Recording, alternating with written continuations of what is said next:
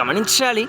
చెడుగా జీవించే వారిని కూడా కాపాడుతూ, పాపంతో జీవించే వారిని కూడా రక్షిస్తూ, దేవుడు అసహించుకునేట్లుగా జీవించే వారిని కూడా పోషిస్తూ, దేవుడికి వ్యతిరేకంగా జీవించే వారిని కూడా ముందుకు నడిపిస్తూ ఉన్న దేవుడు నీతిమంతులను, పరిశుద్ధులను, దేవుడు మెచ్చినట్లుగా జీవించేవారిని, దేవుడు కోరుకున్నట్లుగా జీవించేవారిని, దేవుడు ఆశించినట్లుగా జీవించేవారిని ఎలా మర్చిపోతాడు? ఎలా విడిచిపెడతాడు? ఎలా పోషించుకున్నా ఉంటాడు? ఎలా కాపాడుకున్నా ఉంటారు? ఎలా సమస్తమును సమకూర్చుకున్నా ఉంటారు? ఎలా విడిచిపెడతారు? ఒకసారి ఆలోచన చేద్దామండి.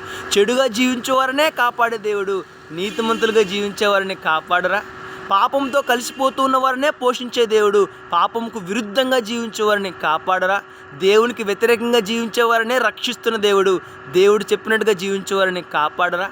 ఒకసారి ఆలోచన చేద్దామండి. మనలో చాలామంది నీతిగా జీవిస్తున్నప్పుడు, పరిశుద్ధంగా జీవిస్తున్నప్పుడు కష్టాలు వచ్చినట్లయితే దేవుణ్ణి దూషిస్తూ ఉంటాం కదా. నేను నీతిగా జీవిస్తున్నాను, నాకెందుకే కష్టాలు? నేను పరిశుద్ధంగా జీవిస్తున్నాను, నాకెందుకే బాధలు? నేను దేవుడు మెచ్చినట్టుగా జీవిస్తున్నాను, నాకెందుకు శ్రమలు అని దేవుణ్ణి దూషిస్తూ ఉంటాం. గమనించాలి, ఆ శ్రమలు, ఆ కష్టాలు, ఆ బాధలు మన విశ్వాసాన్ని పరీక్షించడానికే వస్తాయండి.